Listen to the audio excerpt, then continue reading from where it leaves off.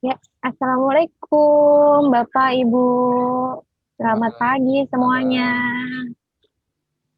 Waalaikumsalam. Waalaikumsalam. Waalaikumsalam. Selamat pagi. Selamat pagi. Waalaikumsalam. Iya, kok suaranya lemes semua Bapak Ibu? Gimana kalau misalnya biar lebih semangat? Kita kan sebagai guru penggerak ya di sekolah penggerak ya Bapak Ibu. Saya ada jargon sedikit nih, kira-kira Bapak Ibu biar Bapak Ibu lebih semangat hari ini. Nah, kalau misalnya saya bilang sekolah penggerak, Bapak Ibu bilang ayo bergerak. Itu ya. Paham Bapak Ibu? Gimana? Iya. Oke, sip. Eh, coba ya kita tes ya. Sekolah penggerak.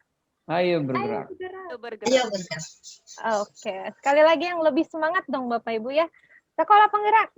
Ayo Ayo bergerak. bergerak. Bergerak. Oke, tepuk tangan buat kita semua ya Bapak Ibu. Alhamdulillah kita udah semangat semua. Ya, kita melanjutkan pelatihan kita kemarin ya. Kemarin kita sudah belajar mengenai capaian pembelajaran, alur tujuan pembelajaran sampai dengan tujuan pembelajaran. Nah, yang akan kita bahas hari ini adalah konsep modul, komponen modul ajar, prinsip penyusunan modul ajar, dan yang terakhir prosedur penyusunan modul ajar. Next. Iya, sebenarnya Bapak dan Ibu sudah nggak asing lagi ya dengan kata modul ajar. Sebetulnya di kurikulum sebelumnya juga sudah, Bapak Ibu juga mungkin sudah lihai dalam membuat modul ajar. Kira-kira nih, menurut pendapat Bapak Ibu, apa sih modul ajar itu? Ada yang bisa menjawab?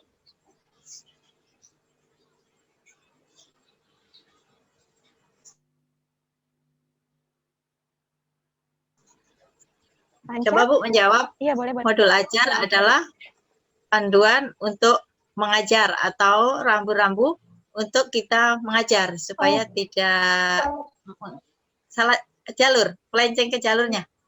Iya, betul sekali Bu Sari. Iya, pedoman untuk kita dalam mengajar ya Bu ya, dalam proses pembelajaran. Ada pendapat lain? Atau semuanya sepaham dengan Bu Sari? Oke, saya pikir semua sepaham ya. Iya. Oke, kita lanjut aja. Kita lihat ya, kalau menurut Bu Sari tadi modul ajar adalah pedoman. Kita lihat. Modul ajar adalah sejumlah alat atau sarana media, metode, petunjuk, dan pedoman yang dirancang secara sistematis dan menarik. Betul ya Bu, pedoman bagi kita sebagai pendidik untuk merancang secara sistematis dan menarik gitu. Jadi bagaimana proses pembelajaran kita menjadi menarik dan sistematis itu kita harus punya pedoman yaitu modul ajar. Nah, Bapak Ibu bisa lihat di situ ada gambar ya. Di dalam lingkarannya itu ada tulisan modul ajar, alur tujuan pembelajaran, capaian pembelajaran, dan di dalamnya ada profil pelajar Pancasila. Nah, jadi kita lihat di sini Bu, gambar tersebut melukiskan bagaimana isi dari modul ajar tersebut. Jadi untuk membuat modul ajar itu sendiri, kita harus melihat alur tujuan pembelajaran, capaian tujuan pembelajaran, dan yang terakhir kita harus membuahkan atau menghasilkan pelajar yang memiliki profil nilai-nilai Pancasila atau kita sebut sebagai profil pelajar Pancasila. Nah, modul ajar itu juga sama seperti capaian tujuan pembelajaran harus sesuai dengan fase atau tahap perkembangan peserta didik. Dan yang terakhir itu bagaimana kita mengemas modul ajar tersebut itu menjadi lebih menarik dan lebih menyenangkan, bukan hanya modulnya yang menarik dan menyenangkan, tetapi juga kita harus membuat proses pembelajaran yang kita lakukan terhadap peserta didik itu menjadi menarik dan menyenangkan. Begitu Bapak Ibu. Bisa lanjut? Lanjut ya. Nah, untuk belajar atau kita membuat modul, pertama kita harus mengetahui komponen-komponen apa saja yang ada di dalam modul ajar. Nah, modul ajar ini dibuat oleh guru dalam satuan pendidikan atau kita sebut dengan sekolah ya. Nah, di situ ada komponen informasi umum yang isinya adalah yang pertama identitas sekolah, kompetensi awal, profil pelajar Pancasila, lalu sarana dan prasarana, target peserta didik, model pembelajaran yang digunakan. Sepertinya kalau di dalam informasi umum ini sudah kita tidak asing lagi ya dengan modul yang sama atau kurikulum sebelumnya ya. Hanya yang berbeda di sini ada target peserta didik Bapak Ibu. Target peserta didik. Jadi kalau di modul sebelumnya atau kurikulum sebelumnya itu tidak ada target peserta didik. Tapi kalau di modul yang sekarang ada target peserta didik. Target peserta didiknya itu ada 3, Bu, Bapak. Jadi ada target untuk peserta didik secara umum atau keseluruhan, ada juga yang untuk berkebutuhan khusus, dan ada peserta didik yang memiliki intelijensi tingkat tinggi gitu. Jadi modul itu harus mencakup 3 target peserta didik tersebut gitu, Bapak Ibu. Ya, saya harap jelas ya informasi umum di sini. Lanjut ke kompetensi intinya. Ada tujuan pembelajaran, pemahaman bermakna, pertanyaan pemantik, persiapan pembelajaran, kegiatan pembelajaran, ada assessment, pengayaan dan remedial, dan yang terakhir refleksi peserta didik dan guru. Nah, di dalam kompetensi ini adalah bagaimana pelaksanaan atau proses Bapak Ibu mengemas modul ajar agar menarik, bukan cuma modulnya tetapi proses pembelajaran itu bagaimana biar jadi menarik dalam kehidupan di dalam kelas gitu ya. Di sini ada pemahaman bermakna. Jadi ada sebelum kita membuat modul itu kita juga harus menentukan bagaimana siswa itu bisa memahami suatu konsep, dan konsep itu bisa dia aplikasikan dalam kehidupan sehari-hari, menjadikan konsep itu bermakna untuk kehidupan peserta didik tersebut. Lalu ada pernyataan pemantik. Pernyataan pemantik itu kita buat pertanyaan yang membuat atau pertanyaan yang menstimulus peserta didik untuk berpikir lebih kritis lagi gitu, atau bisa melahirkan pertanyaan-pertanyaan baru lagi dari pertanyaan yang kita buat. Terus persiapan pembelajaran ini sama seperti layaknya Ibu membuat rencana pembelajaran, pelaksanaan pembelajaran yang biasa Ibu buat ya. Ada persepsi, ada kegiatan inti, dan lain-lain. Lalu ada kegiatan pembelajaran pun sama. Dan yang selanjutnya ada assessment atau penilaian gitu. Penilaian, perbedaannya penilaian di modul ajar ini adalah kita ada assessment diagnosis, dan ada assessment formatif, dan ada assessment sumatif gitu. Perbedaannya itu ya Bapak Ibu. Lalu ada pengayaan dan remedia, terakhir refleksi peserta didik dan guru. Lalu di bagian selanjutnya ada lampiran yang isinya lembar kerja peserta didik, bahan bacaan guru, dan peserta didik ada glosarium dan daftar pustaka. Lanjut ya. Nah, tadi itu ke 7 komponen ketika membuat modul ajar. Lalu sekarang kita harus mengacu kepada prinsip bagaimana kita menyusun modul ajar itu sendiri. Ada 4 kriteria yang harus dimiliki modul ajar, Bapak Ibu. Yang pertama esensial. Modul ajar yang kita buat itu harus materinya itu sesuai dengan fase peserta didik ya. Di situ pemahaman konsep dari setiap mata pelajaran melalui pengalaman belajar dan lintas disiplin. Jadi lebih ke arah materi yang akan kita sajikan di dalam modul tersebut. Lalu selanjutnya prinsip yang kedua, menarik, bermakna, dan menantang. Itu yang tadi saya bilang. Perbedaannya ya, kalau di modul ajar di kurikulum sebelumnya itu kan kita mengacu kepada kompetensi dasar dan indikator gitu. Tetapi kalau misalnya modul ajar yang di kurikulum sekolah penggerak ini, kita diberi kebebasan sebagai guru untuk membuat modul itu menjadi menarik, bermakna, dan juga menantang peserta didik untuk berpikir lebih kritis lagi begitu. Dan bebasnya kita pun juga harus ada ini ya Bu, ada aturannya. Jadi seperti yang kemarin ada fase-fase atau tingkatan tertentu. Jadi kita yang tahu kebutuhan peserta didik sekolah kita masing-masing gitu. Sebebasnya, tapi kita tetap mengacu kepada kebutuhan peserta didik sekolah kita. Lanjut ya Bu, yang ketiga.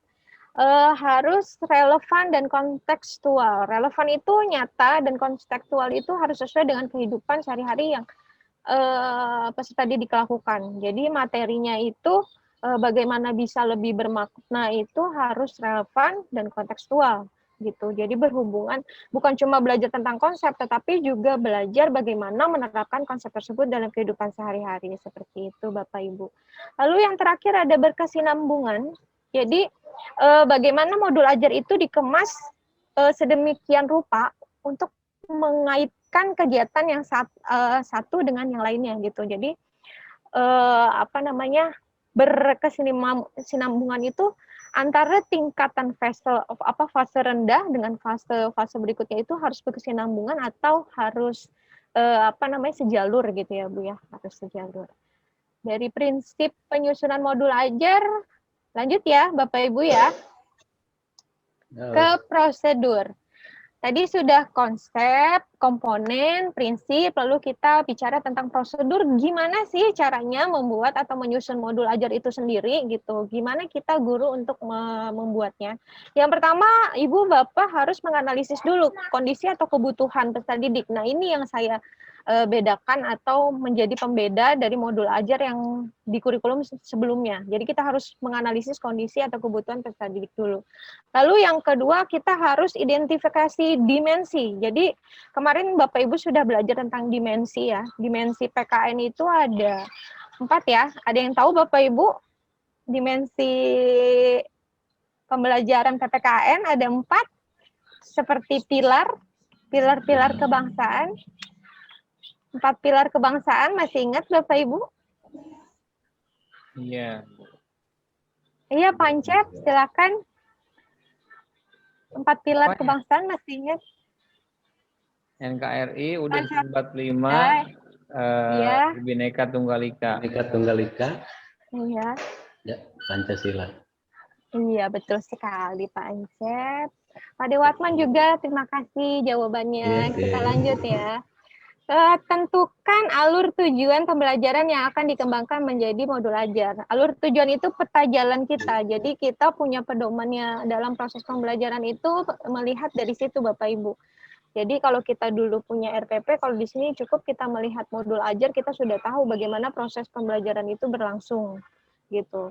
Kalau dulu kan modul ajar hanya berbicara tentang konten atau materi yang kita sajikan. Tetapi kalau dalam modul ini bukan hanya berbicara konten, tetapi juga ada proses pelaksanaan pembelajaran itu sendiri. Lalu lanjut, susun modul ajar sesuai dengan komponen yang tersedia. Komponen yang tadi ya, Bu, Pak, ada 7 komponen tadi. Yang sudah kita bahas. Terus lanjut ke pelaksanaan pembelajaran. Pelaksanaan pembelajaran, Ibu Bapak harus menentukan bagaimana nanti di dalam proses pembelajaran itu. Yang seperti tadi saya sudah sebutkan, ada persepsi, ada kegiatan inti, dan ada kegiatan penutup. Kira-kira Ibu akan membawakan materi itu di dalam kegiatan intinya akan seperti apa? Ada metode dan model pembelajaran yang akan Ibu Bapak laksanakan dalam proses pembelajaran. Terus yang terakhir kita ada evaluasi dan tindak lanjut. Jadi yang terakhir evaluasi dan tindak lanjut ini akan dijadikan sebagai analisis kondisi dan kebutuhan peserta didik. Gitu. Jadi evaluasi ini bagian dari asesmen ya Bapak Ibu, penilaian. Jadi Bapak Ibu bisa membuat LK atau lembar kerja, lalu nanti hasilnya dari LK tersebut akan dijadikan sebagai acuan untuk menganalisis kondisi dan kebutuhan peserta didik di sekolah Bapak Ibu. Lanjut ya. Nah, tadi kita udah bicara tentang komponen nih, komponen dalam membuat modul ajar. Kira-kira di sini ya Bapak Ibu sudah lihat ya, sebutkan minimal 7 komponen yang ada dalam modul ajar. Kita lihat di sini. Kira-kira lihat kelihatan nggak Bapak Ibu? Kelihatan? Iya, kelihatan Bu. Kelihatan. Ya, Oke. Kita coba nomor 1 ya.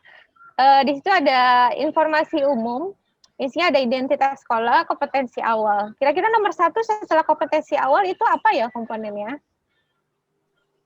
Ada yang bisa jawab Bapak Ibu? Profil apa? Pancasila, Bu. Oke, aktif sekali ya Bapak Ibu ya, profil pelajar Pancasila. Betul, 100 buat Bapak Ibu. Lalu selanjutnya ada sarana prasarana. Yang kedua apa tuh Bu, bagian kosongnya kita isi?